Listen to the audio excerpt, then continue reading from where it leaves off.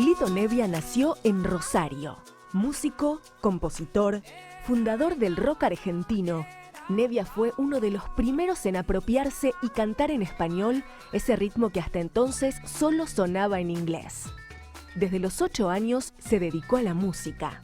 A los 15 integró Los Gatos Salvajes y luego formó el mítico grupo Los Gatos, con el que grabó La Balsa, el primer gran hit del rock nacional.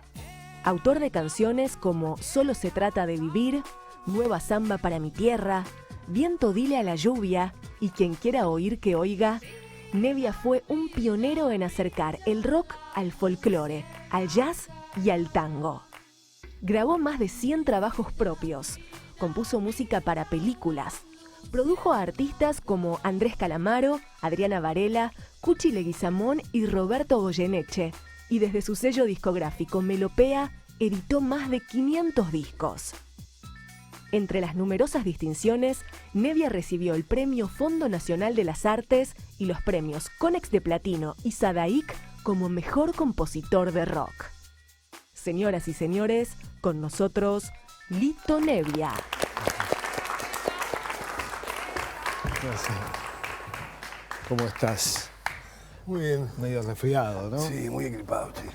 Es duro eso para cantar, Sí, ¿no? pero por suerte no me agarra esto de fiebre, estar en cama. Siempre estoy de pie, por suerte. Y tampoco me agarra que me quede afónico, pero estoy congestionado. Congestionado. Pero bien.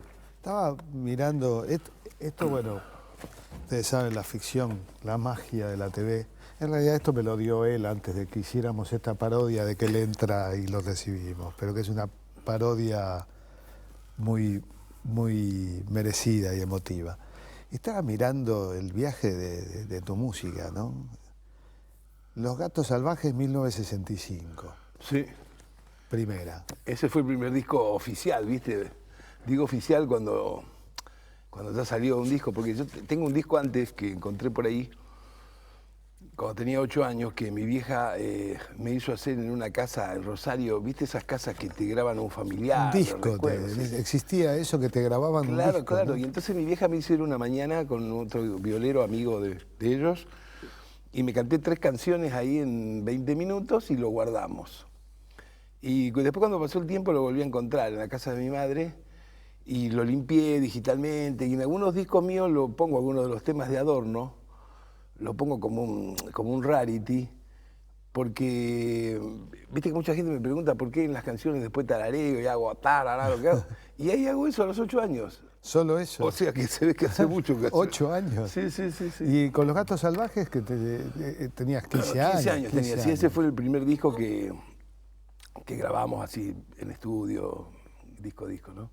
Es un disco que ahora está muy valorado como coleccionismo, como cosa de culto. Y lo han editado en Estados Unidos, lo han editado en Inglaterra, y lo compra gente que colecciona, porque está considerado como el primer disco de rock de autor en español. Y luego vienen Los Gatos. ¿Qué pasa entre uno y otro? Porque hay un cambio todavía del primero. Pasa que el primer grupo de Los Gatos Salvajes, el lugar donde tocábamos, que nos daban bailes, los shows que se hacían en esa época, allí trabajábamos mucho también con los Shakers, con los hermanos Fattoruso. Era una organización muy grande que se llamaba Escala Musical, que sacaba siempre grupos nuevos, era muy piola. Pero tuvieron problemas económicos y fueron una quiebra y se terminó todo. Cuando se terminó todo, pasó lo que pasa muchas veces, que los grupos se disuelven.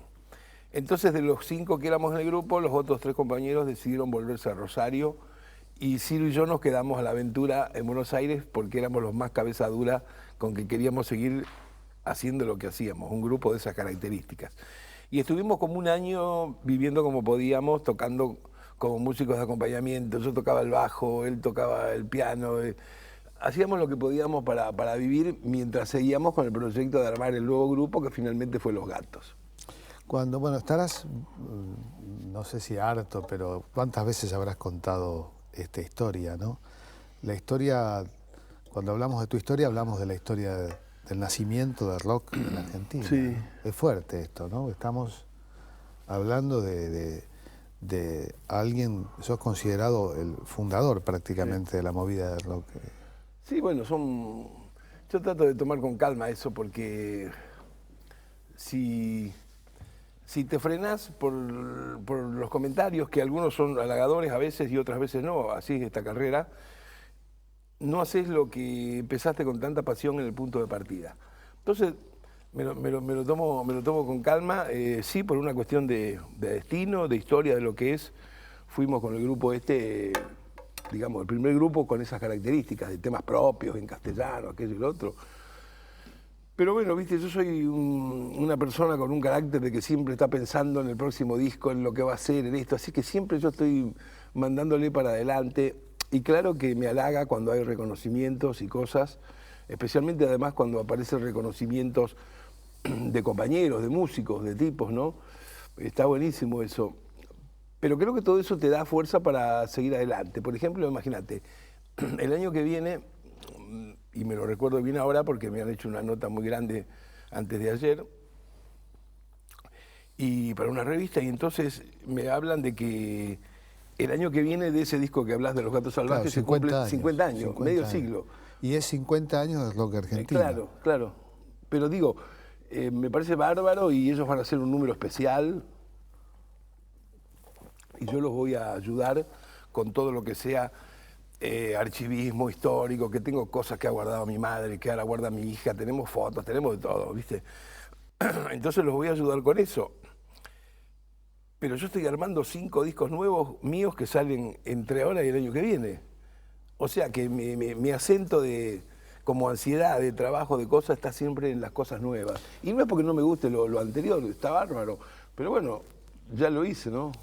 Hay algo que marca a muchos artistas en la Argentina. En el cine se ve de una manera muy concreta, pero también en la música, ¿no? Vos, además de creador, esta idea que uno tiene del creador, esta cosa de ser un productor, un laburante, un emprendedor y un militante.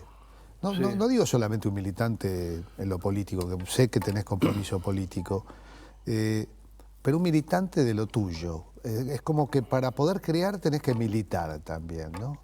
Sí. Y te tocó, bueno, parafraseando la letra, ayer nomás te tocó la conmemoración de los 40 años. Sí. Y yo asumo como secretario de Cultura entonces, y me encuentro a mitad de camino una obra increíble, monumental, que es la recopilación de rock que vos hiciste. Sí, eso fue un trabajo que a mí me entusiasmaba hacer, que era para mostrar las posibilidades que tiene todo ese repertorio, especialmente el repertorio de la primera década, de canciones no solamente mías, de Spinetta, de Charly García, de Manal, de pila, de Morris. Entonces fui armando una historia que son 200 grabaciones nuevas hechas, no son covers de las originales.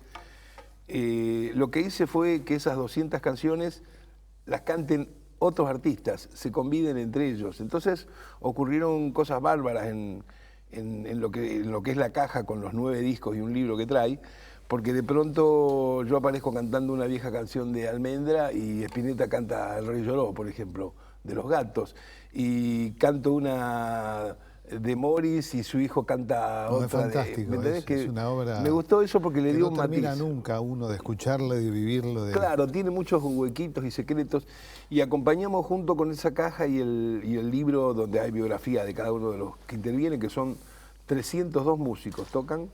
Lo acompañamos también con un DVD que hizo mi hija de cocina de grabación y una revista más grande de lujo que tiene fotos así ampliadas, y también un mapa genealógico del rock argentino que hizo mi mujer Alex con Mario Antonelli, otro amigo, que es un mapa pensado para que lo puedas tener como puesto en la pared, y está todo el origen de dónde empezó cada quien, de dónde vino, dónde tocaba antes del grupo. A esa me la perdí. Sí, esa parte... eso viene dentro de la revista, ya te lo voy a alcanzar.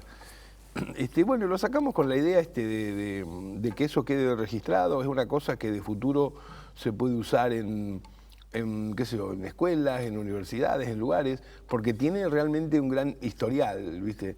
Ya sé que hay mucha gente que hoy en día, para saber qué pasó ayer y lo que sea, recurre a internet, que está bien, hay muchos datos, hay cosas, hay que buscar, pero bueno, el sabor que tiene esto es que prácticamente lo hemos hecho los tipos que lo hicimos, ¿no? Y eso es lo que tiene de bueno el historial este. Vamos un poquito más adelante. ¿Cómo era tu familia? ¿Cómo fue tu niñez? ¿Qué motivaciones determinaron tu acercamiento a la música? Mira, yo tuve la suerte que mis viejos eran músicos, yo era hijo único, y en mi casa de lo único que se hablaba todo el día y cosas que se hacían de chico era de música y de cine, todo el día, pero una obsesión ya, ¿viste?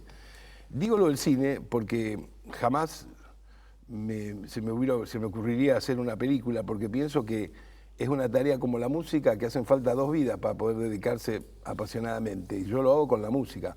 O sea que lo único que hago cuando puedo con el cine es cuando me sale música de películas.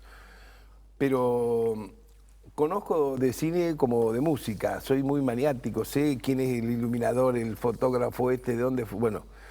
Y veíamos con mis viejos, para que te des una idea, a mis 6, 7 años, 12 películas por semana. Parecía que nuestra casa era un cineclub y en realidad nosotros vivíamos en una pensión, ¿entendés?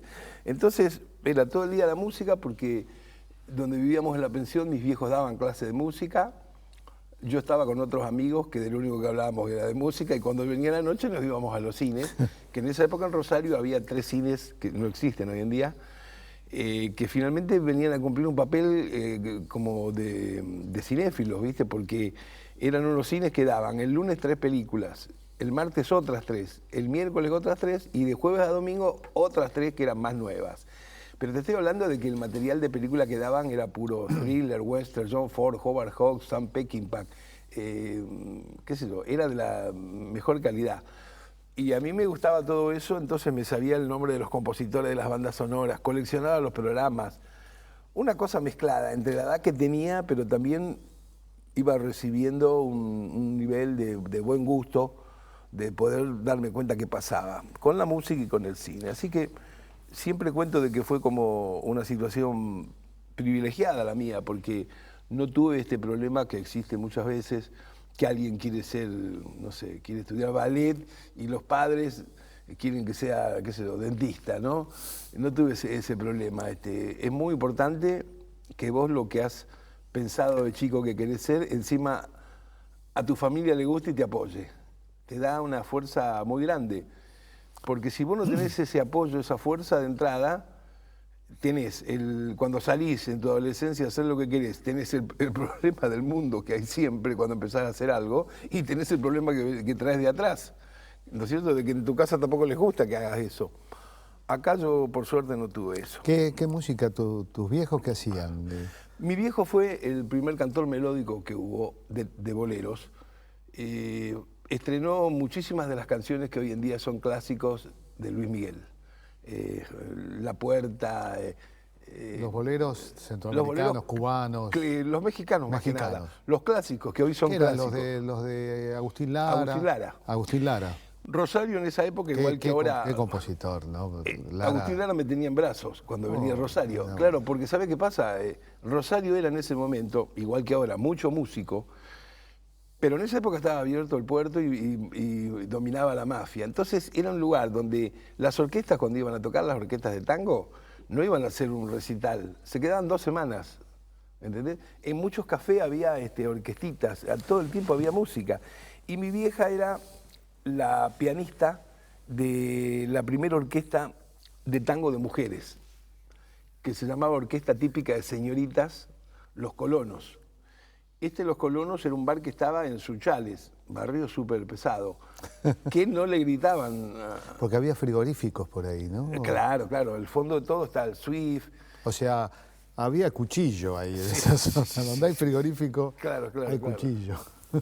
Entonces, Rosario, fíjate que tiene esta característica, que Rosario es un lugar que no quiere ser Buenos Aires, y no es tampoco propiamente dicho el interior, ¿no es cierto? El tipo que se viene de Rosario para tocar, por ejemplo, acá, tiene bien claro que tiene que traer algo nuevo, alguna forma nueva, que no tiene ningún sentido correr esos 270 kilómetros para venir a hacer algo que ya alguien lo hizo acá, en la música te digo, y en otras cosas también, en poesía, en literatura. Sí, bueno, en tantas cosas, ¿no? Fontana Rosa, Olmedo, etcétera, etcétera. Bueno, Vamos a un corte y seguimos viajando, Dale. que se fortalece el corazón con Lito Nevia.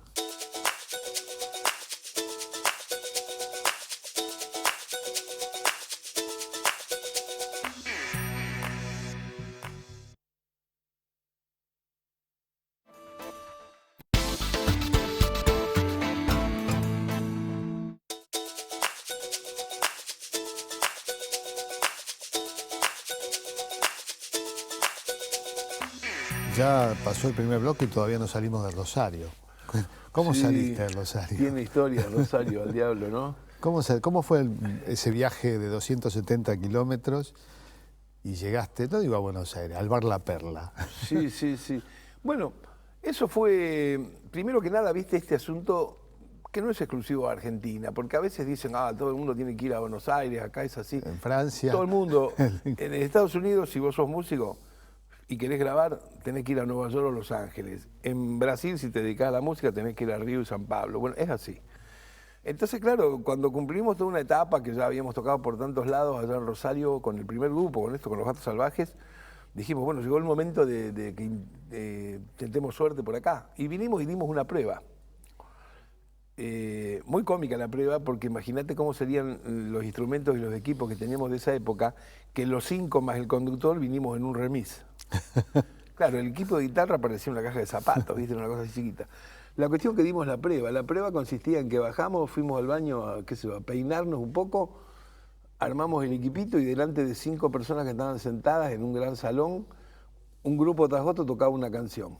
Y decían, bueno, anotaban algo, váyase, bueno, así. Era así, bueno.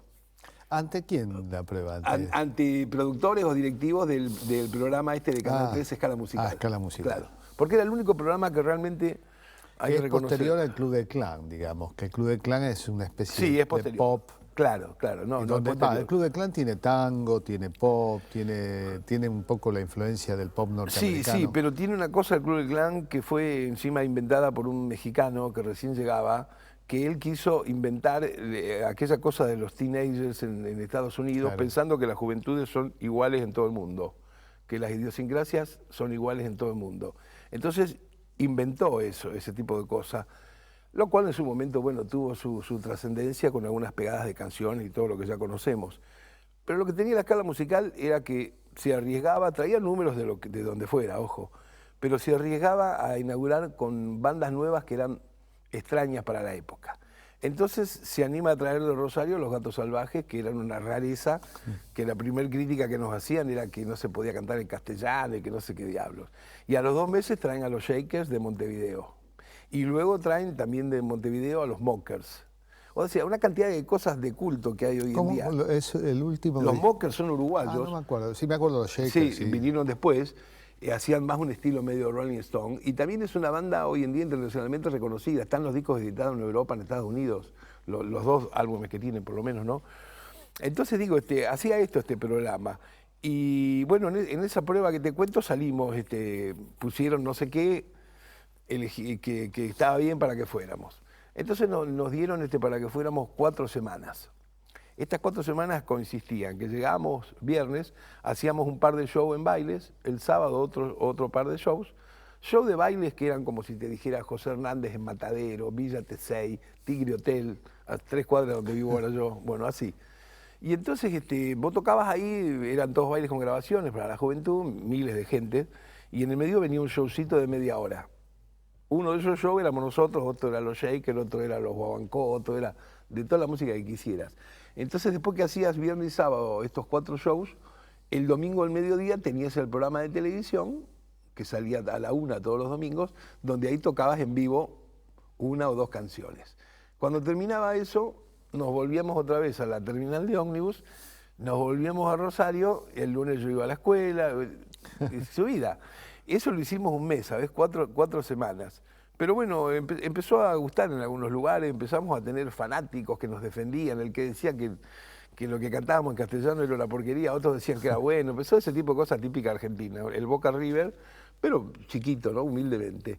Y también salió una compañía que le interesó que grabáramos un disco. Esto originó que cuando se terminó el mes, nos ofrecieron un contrato de 9 meses. Ya tener el contrato de 9 meses era como haber llegado, qué sé yo, a Michigan, no sé. Claro, era un sueño, ¿viste? No te olvides que yo personalmente tenía 15 años, ¿no?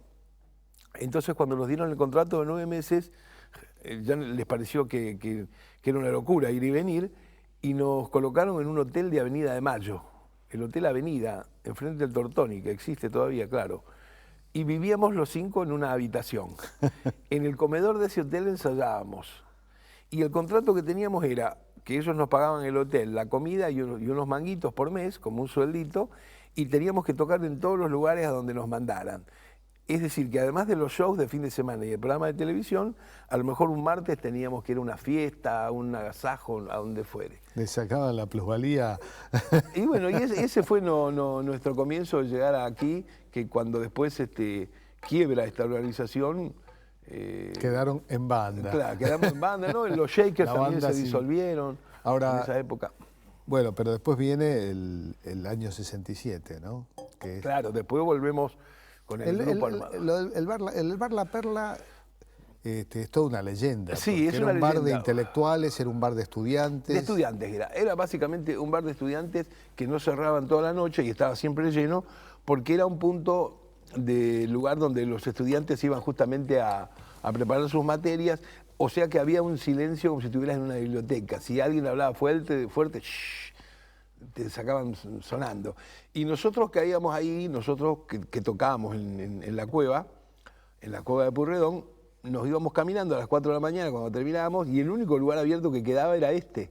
Entonces nos metíamos ahí medio de camuflaje porque no podíamos hacer, teníamos que simular como que éramos tipos que íbamos a estudiar. Y si alguna vez se nos ocurría algo, o no sé, o mostrar una canción o algo, era imposible porque el mozo no te venían y te echaban. Si se te ocurría alguna cosa, un segundo nomás, una ocurrencia era ir al baño, donde también después venía el mozo y te echaba. Por eso ahora me da risa cuando voy a La Perla, porque voy al baño y hay un cartel dorado. Que recuerda. Claro, pero me sacaban sonando en el momento, ¿viste? Así que digo, bueno, por lo menos hay cosas que ahí está cambiaron, la famosa ¿no? historia con Tanguito. Claro, exactamente. Eso y también otras canciones que uno se ha metido a hacer ahí, ¿no? Porque no tenías otro lugar donde ir. Digo, si vos a las 5 de la mañana salías con la guitarra para sentarte en el cordón de la vereda a mostrar algo, a los 5 minutos venía la policía y te llevaban preso, ¿no? Además, estamos hablando de una época donde vos decís la cueva, como era el único lugar prácticamente, ¿no? Yo estuve en la cueva, sí. Yo creo que la cueva fui de 68 o de 69. Y nosotros tocábamos en la cueva como laburo. Sí. Es decir, tocábamos de 10 de la noche a 4 de la mañana sin parar y nos pagaban 400 pesos. Eso no nos das una idea de cuánto significa. No, es muy sencillo. Con esos 400 pesos... ¿Qué comprabas? Pagábamos una habitación de un hotel en 11, que dormíamos 7 en la pieza, tomábamos un café con leche y comprábamos un atado de fasos. Pero por lo menos teníamos eso, ¿no? Entonces era un lugar muy atacado por la policía, ¿sabes? Sí, sí. En realidad era un lugar que no pasaba nada, absolutamente nada, pero tenía la fama para la policía como de que ahí iba gente rara y no sé qué. Ya el pelo largo. El pelo largo ya era una persecución, sí, como si fuera Vietnam. Y entonces, claro, iban cada rato para pedir documentos y todo y aguaban toda la cosa, hasta que en un momento se les empezó a ocurrir que para que realmente el lugar no pueda hacer nada en la noche, llevarse a los músicos presos. A mí me llevaron como 15 veces en un mes. Claro, cuando te llevaban ya no había música, porque no era tampoco como hoy en día que vos vas a un boliche y el tipo tiene música, estéreo y eso. No había nada, y la música era que vos tocaras en vivo cuando alguien venía a tomar algo, eso era. Y la última época que tocamos ahí, tocamos los últimos 8 o 9 meses. Cuando nos fuimos, que ya sale el disco de Los Gatos y nos vamos y empezamos en otros lugares, creo que dura 2 o 3 meses más, le ponen una bomba una vez y se cerró. No hay más cueva. Después le han llamado cueva en el 69 y hasta el 70 a otros locales que hubo por ahí. Claro. Uno inclusive por... en Las Heras no hubo otro. En Las Heras había uno, otro por ¿cómo se llama? Por la avenida Rivadavia. Claro, había uno al lado del Café Garibaldi, pero que no era la cueva, eran boliches como cualquiera, que va un tipo a bailar, a ver si hay chicas, lo que sea, y en el medio de eso a veces te dejaban tocar un tanto, ¿viste? Ahí sí tocábamos con Spinetta, con Hugo Fatoruso, con Papo, con Ricardo Leu, pero ya estamos hablando de Sí, casi... porque Manal y Almendra entran en el 68, 69. Claro, ¿no? casi 69, sí. Son, digamos, los Gatos, Manal, Almendra son prácticamente la Santísima Trinidad en el nacimiento del rock. Sí, sí, pero sus discos y sus cosas salen un año y pico Un año después. Sí. El primer disco de los Gatos fue, ¿qué fue? ¿Un doble, un simple? ¿Viste cómo se usaba en esa época? Que primero salía un single, un 33 simple, ¿Saben de qué estamos hablando? Estamos hablando de vinilo, de los vinilitos, claro. los chiquitos, que giraban a 33 revoluciones Y por 45. A 45 los que tenían el adaptador. Sí, por eso acá nunca se usó 45. No, no se usó. Si tenías un disco que te tenían importado era 45, pero si no tenías el adaptador, El adaptador que venía con tenías el que estar Winco. media hora para lograr ponerlo a ojo, ¿viste? Bueno, no, primero salió el simple, el primer simple que fue La Balsa y Ayer No Más, y con eso testeaban cómo venía el asunto. Y primero vendió muy poco porque era muy extraño y nosotros realmente nos calentamos en difundirlo eso. Era una época donde realmente el esfuerzo que hicieras por ir a difundirlo tenía su fruto, porque no era como hoy en día que la mayoría de la música en los grandes medios está pagada por una campaña publicitaria. No, en ese momento vos te acercabas a una radio a cualquier hora, te metías en la cabina donde estaba el hombre de cualquier programa que estuviera pasando la música y le decías, che, mirá, somos de un grupo, tenemos este disco, a ver, dejalo que lo escuche un poco. Y ponían otra bandeja, decía, está bien, mañana te lo paso a la 1 antes del boletín. Te decía. Al otro día te ibas a otra radio. AM además. Claro, pero resulta ser que modulada, que son las que hoy son exclusivamente de programas de noticias, Claro. políticos, de actualidad. Bueno, nosotros pateamos mucho, laburábamos mucho, nos quedábamos a veces hasta las 3, 4 de la mañana haciendo distintas radios y dejando el famoso disquito. Llegó un momento que el disco empezó a sonar, ¿viste? Un poco por el trabajo nuestro y un poco también porque hacíamos algunos shows y gustaba lo que hacíamos. Entonces ahí la compañía, cuando vio que esto podía prender, porque habíamos llegado a vender 600 discos, 600 simples, era como, bueno, no eran 50, eran 600, ¿no? Entonces cuando vieron eso, ahí sí empezaron a poner en algunos programas la famosa pasada pagada, ¿no? Ajá. La de decir, bueno, con propaganda, apareció el disco, bla, bla, bla, bla. Y bueno, y después como pasa con cualquier cosa, cuando se empieza a disparar, que gusta y tiene un poco de publicidad, el disco llegó a pasar los 250.000 ejemplares, ¿no? Y ahí entonces salió el long play, que el long play también vendimos más de 100.000, y después se puso primero en venta en toda América. 1967. Claro, 67. Ahí está La Balsa, Ya no quiero soñar, Lo olvidarás, Madre, escúchame, El rey lloró, digo, bueno, Sí, todas esas. maravilloso. Y al año siguiente, el segundo disco, en el 68. Que ya trae viento y Y ya la era, lluvia. ahí empezó a entrar la guita, digamos, para esa época, Mirá, o más o menos. el tema o de se la la- llevaban la Vos sabés que discográfica. ahora que ha pasado el tiempo y yo que soy muy leedor, tengo muchos libros de biografías e historias de músicos que me gustan, justamente de mi época, pero en Inglaterra y en Estados Unidos. Vos sabés que en la mayoría de los libros, las historias que cuentan los tipos, los sobrevivientes, es muy parecida a la nuestra. Se ve que me estoy refiriendo a cómo los timan a los músicos, ¿no? Cómo los afanan, ¿no? Cómo nos afanan, ¿no? Es impresionante eso. Y vos leés la historia y no lo podés creer. Vos leés el libro de los Kings, que quién no ha oído You Really Got Me en cualquier película, puesto el tema en todos lados, y los tipos cobraban el 2%. O sea, ¿cómo puedes tener un socio que del 100 te da el 2 y el otro, y vos escribiste la canción?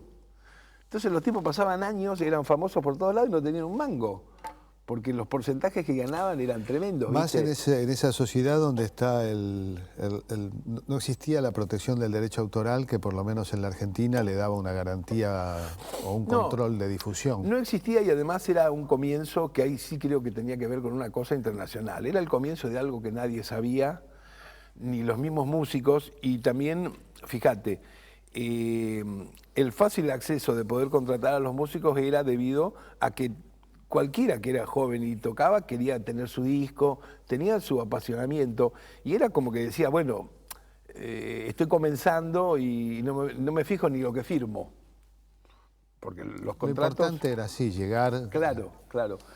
Esto es una cosa que hoy en día se puede certificar por los tipos que han logrado pasar esa primera barrera, ¿viste? Lo que es una pena es que en el medio quedaron un montón de músicos buenísimos, talentosos, que no pudieron hacer absolutamente nada, ni seguir grabando.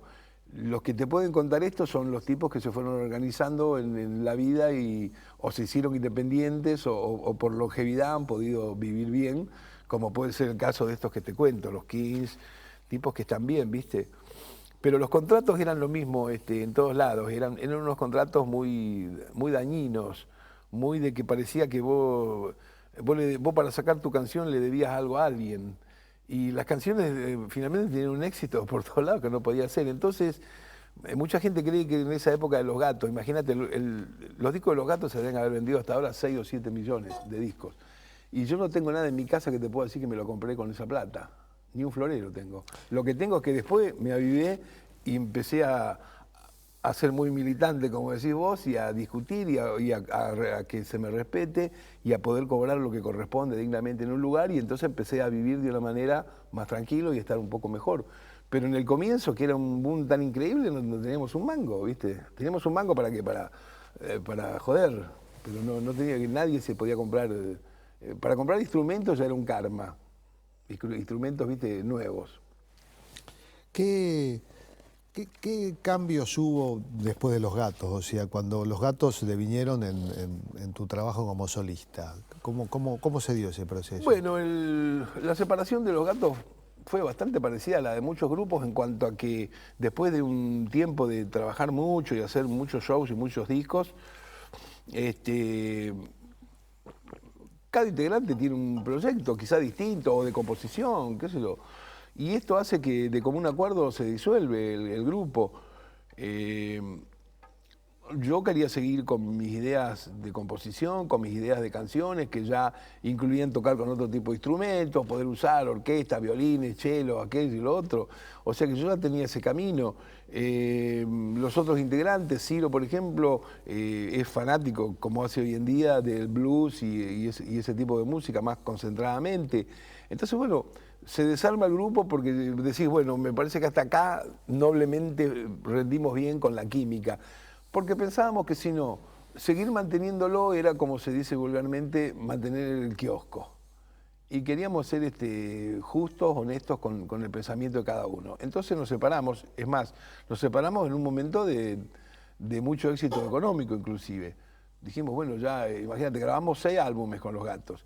Cuando hablas de Los Gatos tenés que pensar también los 2 años que estuvimos haciendo el proyecto, muriéndonos de hambre hasta poder llegar a grabar. O sea, para eso son... 6 años. Claro, es una intensidad muy grande. Es lo que duraron los Beatles, ¿no? O sea, los Beatles son del 62 al 69, Abbey Road... Claro, a veces cuando lees las historias también, que uno dice, qué lástima, ¿por qué no grabaron 3 discos más? Y tenés que leer también la historia de los 3 primeros años cuando estaban en Alemania. Claro, sí, que ahí seguramente le darían el 2% si se los daban, ¿no?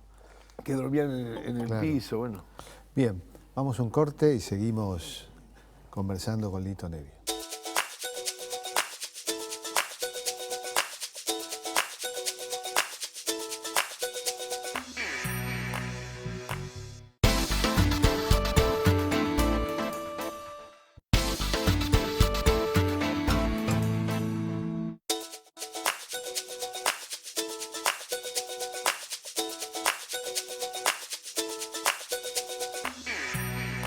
Me estabas contando de tu regreso en 1982 y me acuerdo que estuve allí, no me acordaba cuál era el teatro. Vos decís que es el Nacional. Sí, en la Casa de Corrientes, que hice uno de solo, porque primero hice un concierto grande con todos músicos amigos en el Obras, que era el lugar donde se tocaba en esa época como recital grande, y después a las 2 semanas hice uno con características de piano solo en el Teatro Nacional. Y que ahí presentaste, bueno, para muchos de nosotros, yo lo cuento, vos sabés que ni soy ni periodista especializado, ni crítico, ni historiador. Muchas de mis preguntas se nutren de mis experiencias personales. No, canciones que después se hicieron populares cuando salió ya el disco, sí, canciones que las había hecho todas en México, lógicamente. Las había... No importa la razón, Más que loca, Para John... bueno, Solo se trata de vivir. Son canciones, es música y canciones donde es muy importante la letra, ¿no? Sí, es muy importante la letra. sin... Perdón, y la música sí, de ella, pero quiero decir, sí, que es tiene una diferencia... sí, tiene mucha letra, sí, mucha cosa, está muy enraizada con alguna anécdota, siempre personal, y eso hace que tengan, yo les llamo guiones, ¿no? Guiones de canciones, ¿no? Guiones a los temas, a las letras. En lo personal ahí vivís también un proceso, digamos, he sabido que vos has tenido, bueno, tenés una, no sé la palabra cuál es, pero que no puedo evitar pensar que hiciste la música de Evita, quien quiera oír que oiga, Sí. y que eso te marca una clara definición, Sí. no lo hiciste solamente como músico profesional, sino que pusiste algo más, ¿no? Sí, eso fue el año siguiente que llegué, que tuve la suerte ahí de conocer a Eduardo Miñona. Eduardo Miñona era un escritor, un poeta impresionante, muy cancionístico. Digo esto porque a veces hay tipos que escriben bien poesía y no saben una papa de música. No saben la otra música que tiene, la poesía tiene otra música también para el músico. Y este no, este era un tipo muy culto, muy sensible. Entonces, bueno, lo llama para que haga un largometraje que nunca había dirigido él. Esa es su ópera prima. Sí, luego, bueno... Después tuvo todos los éxitos que quieras, claro, pero esa fue la primera. Y no sé cómo es cosa del destino que alguien le recomienda que haga la música yo. Bueno, nos hicimos amigos desde el primer día, nos caímos bien. Y la verdad que fue un placer espiritual enorme trabajar. El montajista también, Dan Giolillo, era de ese grupo, que después también hizo su película. Matar al abuelito, que también hizo la música. Bueno, teníamos un equipo bárbaro y además teníamos una libertad. Un productor que era un personaje divino, Mario Álvarez, que qué sé yo, empeñaba su casa por seguir pagando para hacer la película. Y le pedíamos cosas, ¿no? Entonces yo, por ejemplo, un día me quejaba de que yo esta parte quiero poner 14 violines, que sean 8 violines, 4 chelos, quiero que haya un arpa, quiero poner esto, quiero poner otro. Que cada vez que mencionaba algo es plata, tenés que pagar eso con los estudios. Bueno, él se hizo cargo absolutamente de todo para que la música estuviera como a mí se me había ocurrido. Y yo tenía una idea de hacer una música de fantasía, porque sabía que la película esta, como la estaba abordando Eduardo, era una película que trataba de no quedar estancada en esta lucha del partidismo, sino en mostrar una mujer que te emociona y que la puede entender y le puede gustar cualquiera, sea no sea peronista, evitista, lo que fuera. Entonces, yo me parecía buena esta idea y digo, bueno, y la música tiene que ser una música a nivel como cualquier película internacional. No necesitamos que empiece la película y aparezcan bombos. Música, tiene que aparecer violines, qué sé yo qué. Y la verdad que quedé muy, muy contento con todo el trabajo. De esa película también se desprenden algunas canciones, ¿no? Toda la banda sonora que hice, lógicamente, es instrumental, pero se desprenden algunas canciones que fueron unos pequeños textos que armó Eduardo Miñona sobre discursos de Eva. La canción más famosa que se desprende de ahí es Quien quiera oír que oiga, que, bueno, que es de una frase que ella dice, Evita dice en la plaza en el renunciamiento, ¿no? Y la verdad que quedamos muy contentos con esa película, a pesar que después la película públicamente tuvo estos atrasos, estas desgracias que pasan a veces en nuestro país por diferencias. Resulta ser que la estrenaron con Vuelta de la Democracia el segundo día que asume Alfonsín. Y el 60% de las salas de cine del país decidieron levantarla pensando que no quedaba bien. Es una taradez divina, pero bueno, tenemos esas cosas nosotros también, ¿no? Y después la película sí ha tenido premios por todos lados. Además, una película que combinaba, fue el primer docudrama importante. Claro, que tiene interviews, tiene entrevistas, documental y tiene dramatizaciones, ¿no? Después tuvo premios por todos lados, él ganó como ópera prima, ganó el montajista, gané yo la mejor música, la dieron por muchos lados pero te digo, hasta hoy en día es una película difícil de encontrarla. Difícil. Sí, yo creo que se ha visto bastante. Bueno, ahora se ve porque por suerte hay cine por televisión, ¿no? Está Inca TV y todas las expresiones. Sí. Bueno, vos sabés que nos acompañan alumnos de periodismo de TEA el curso de Cine y Expresión Audiovisual de la Escuela Don Bosco, de Diseño de Imagen y Sonido de la UBA, Comunicación de la UBA, Licenciatura de Artes Audiovisuales en el IUNA, Periodismo del diario Crónica y de la FUC, Fundación Universidad del Cine. Y tenemos ya alguna pregunta. ¿Qué tal?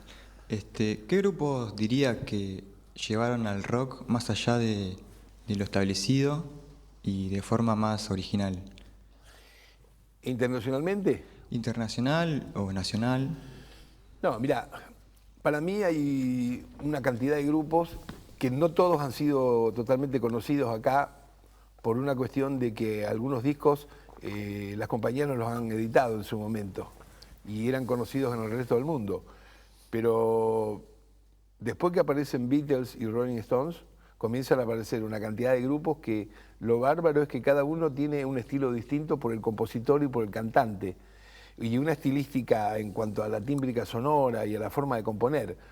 Tenés Traffic, que es impresionante, tenés Los Zombies, tenés Left Bank, tenés Los Animals, tenés Los Kings, tenés Jethro Tull, y puedo estar una semana nombrándote cosas. Desgraciadamente, de todos esos que menciono, salieron un par de discos de algunos, pero no salió cronológicamente todo lo que hacían, como sí sucedía en todo el mundo con los Beatles y Rolling Stones, que por ser los más exitosos comercialmente, vos recibías el disco siguiente. Pero está lleno, la música, para mí, de cualquier época, siempre está estructurada por una cantidad de compositores y de grupos que no necesariamente tienen que ser los que estén primero en el ranking. Tiene que ver, viste, con una idea de música que, qué sé yo, vos tenés un tipo en Estados Unidos con una obra que no puede ser, como Frank Zappa, que increíblemente nunca en la vida pasaron un tema por la radio porque siempre estuvo prohibido. Y sin embargo Frank Zappa es uno de los tipos más copiados en el mundo y más pirateados sus discos. Yo, que me gusta Frank Zappa, tengo en mi casa 200 álbumes de Frank Zappa. Y acá lo conoce poca gente. Bien, otra pregunta. Hola Lito, un placer. Bueno, hay muchos artistas que les hubiese gustado escribir canciones como La Balsa. ¿Hay alguna canción que a usted hubiera querido componer de algún artista al que admire? No sé, no.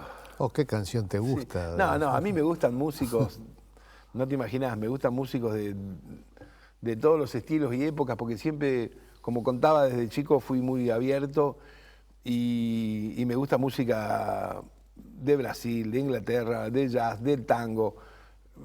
Colecciono discos, tengo 25.000 discos, así que imagínate. Y me gustan... ¿Discos? Tengo vinilos y CD. CD. Sí, tengo cerca de 25.000. Me gustan muchos compositores del mundo de distintas épocas. Especialmente me gustan los compositores que tienen un estilo que cuando sacan la nueva canción vos la podés oír a lo lejos pasando un taxi y te das cuenta que es el compositor. Los tipos que tienen un estilo en la forma de componer. Eso es lo que más me gusta. Y te estoy hablando de tipos de distintas épocas. ¿Qué tiene estilo? Estilo tiene Gardel y Lepera, Tom Jobim, Lennon y McCartney, Stevie Wonder, Burt Bacharach, Michel Legrand, Darío Valdán Bembo, Gene Webb y también te puedo mencionar Brian Wilson, pila de tipos que vos agarrás su trabajo a través del tiempo y decís, mira, este tipo escribió, qué sé yo, 200 canciones y cualquiera que tomás de las 200 canciones tiene su forma, su estilo, su armonía típica y esencialmente buen gusto, ¿no? Hiciste algo con letras de Cadícamo, ¿no? Sí, hice más que nada rescatar cosas que estaban inéditas de él, que un día que estábamos comiendo me dice, ahí en el baúl me quedaron unas cosas que no sé qué, y fuimos al baúl y bueno, era para salir volando, porque tenía como 20 temas del 1927. ¿No sabes? De la época de París, prácticamente, ¿no? Claro, de la época que además... vivió mucho tiempo en Francia. Claro, y de la época que también le grabó Gardel las canciones. Claro. Y entonces, bueno, me dio las canciones esas, eran muchas, ¿sabes? Entonces yo produje en ese momento 6 álbumes de Cadícamo. 4 eran rescate de la obra por distintos intérpretes y 2 eran con material inédito. El que era Tango de Lengue lo íbamos a hacer con Goyeneche y se enfermó y entonces se lo dimos a Adriana Varela. Y el otro que era más tango canción lo tomé yo, que es un álbum también de esa época que se llama Nevia Canta Cadícamo. Y bueno, y los grabamos todos al mismo tiempo y hicimos eso, hicimos también una una película DVD muy linda con toda la cocina de grabación. Él venía a todas las grabaciones y se sentaba. Él también tocaba el piano, ¿sabes? Un día le digo, escuchame, vos sos poeta. Era un marciano el tipo porque tenía 99 años, ¿viste? Y hablaba 4 idiomas, te hablaba de cine, te hablaba de Ford Coppola, cualquier cosa. Y entonces también tocaba el piano. Y le digo, qué bárbaro, le digo, vos sos letrista, y digo, ¿también tocás el piano? Dice, sí, dice, ¿sabés lo que pasa? Dice que todos los muchachos, amigos míos en esa época tocaban el piano, dice, y te daba vergüenza no saber tocar el piano. Así y aprendió a los 50. Sí, pero tocaba, leía todo, ¿sabes? Impresionante el tipo. Bien, ¿otra pregunta? Hola Lito, ¿qué tal? Soy Sandra. Te quería preguntar, ¿cuándo consideras que una canción está lista para grabar? O sea, yo siempre veo las consolas, los 1000 botoncitos, y digo que cada cosita cambia. Digo, ¿cuándo deciden decir, bueno, listo, ya no agrego más instrumentos, no saco más nada, lo grabo y ya está? Mira, no sé, es muy personal, es muy arbitrario. Digo, viste, a lo mejor vos tenés una canción. Yo, porque hace tanto tiempo que hago esto, tengo bastante claro lo que quiero de la canción. Me doy cuenta, digo, no, esta la voy a grabar con el piano solo y voy a poner solamente un cello que hace un contrapunto atrás. Mientras que otra canción, digo, no, esta va a llevar 10 músicos. Ahora, ¿en qué momento se decide eso? No lo sabe nadie. Por eso a veces hay canciones que están malogradas por el arreglo. También eso que decís de los botones. A veces hay discos que están malogrados por la mezcla final. Porque claro, con tantas posibilidades de audio que hay hoy en día en las consolas, en las mesas de grabación, tenés mil chiches, 1000 cosas para hacer. Algunos sirven a lo mejor para el tema, pero otros lo enfrían para mi gusto y no sirven para nada. Es muy relativo esto. Entonces, bueno, es importante que uno tenga control sobre el material, porque si no es como que te está pasando por arriba el detalle técnico, porque es seductor lo que pasa ahí, ¿no? Acá en este libro, bueno, uno abruma la cantidad de discos en los que participaste, pero además sos productor discográfico, ¿no? Melopea es un sello. Con el sello hemos hecho muchas cosas en 22 años, cerca de 600 álbumes hicimos. Es mucho pensando que es un sello tan pequeño y tan artesanal y que lo sigue siendo hoy en día. Digo, lo sigue siendo porque había 2 posibilidades. Una, que desapareciéramos en el 2000 y no desaparecimos, y otra, que nos agarrara la locura y nos hiciéramos los petiteros y cambiáramos todo ahora el formato. Y sin embargo seguimos conservando el mismo punto de partida, ¿viste? Que es producir cosas que nos gustan musicalmente. Muchas son rescate musical, a veces cosas viejas que si no se perderían, otras son de artistas nuevos que no tienen cabida en otro espectro. Por ejemplo, algunos nombres de Melopea. Bueno, con el tango hicimos... Adriana Varela, ya la mencionaste. Adriana Varela, sí, 3 o 4 álbumes de Goyeneche, los 6 de Cadícamo, Virgilio Espósito, el maestro Carlos García, discos de piano que son hermosos, Héctor Stamponi, Atilio Stampone. Hemos sacado rescate de discos de una grabación inédita de Aníbal Troilo, que es extraordinaria, porque mira, y ahora se cumplen los 100 años de él. Una grabación que tenemos de Aníbal Troilo, que es él tocando en la radio, pero cuando termina hay un ensayo. Y el ensayo lo reacondicionamos. Es extraordinario el ensayo porque cuando comienzan a tocar la música suena raro todo. Y él empieza a dar las indicaciones. Le dice a los violines, no, pibe, esto... ¿Y qué radio era? ¿Radio El Mundo? De Radio Nacional, creo. ¿Radio Nacional? Sí, de los años 60. Ah, 60, claro, más reciente. Entonces, los violines suenan mal y se escucha la voz de Pichuco que le dice, no, pibe, esto es pi. Y los tipos empiezan a tocar y sale. Después le dice al otro, después le dice al guitarrista, después le dice a la cantante. Y al final, bueno, termina el ensayo, lógicamente, con que hacen el tema completo y está bárbaro, ¿no? Y es muy lindo oírlo eso. Después hemos sacado también un rescate de discos de Atahualpa Yupanqui. Hemos sacado los 11 álbumes de Leda Valladares, que es todo el mapa regional folclórico del país. Muchos discos de jazz, Fat Fernández, Horacio Chivo Borraro, Babi López Furs, Mono Villegas, tenemos media docena de álbumes que rescatamos también. Cuando digo que rescatamos es que algunos discos yo los produje porque estaban en vida a estos artistas y los hice con ellos, y otros que que esos no estaban y que conseguimos material que estaba perdido por ahí, lo rescatamos, lo remasterizamos, lo resonorizamos y lo sacamos como un disco nuevo inédito, ¿no? Y bueno, no sé, tengo una lista, es muy larga. Y lo bueno, ¿sabes qué, Lito? Que continúa. Y te, claro que te sí. queremos agradecer por eso. Bueno, bárbaro. Gracias. Gracias a ustedes. Muchas gracias.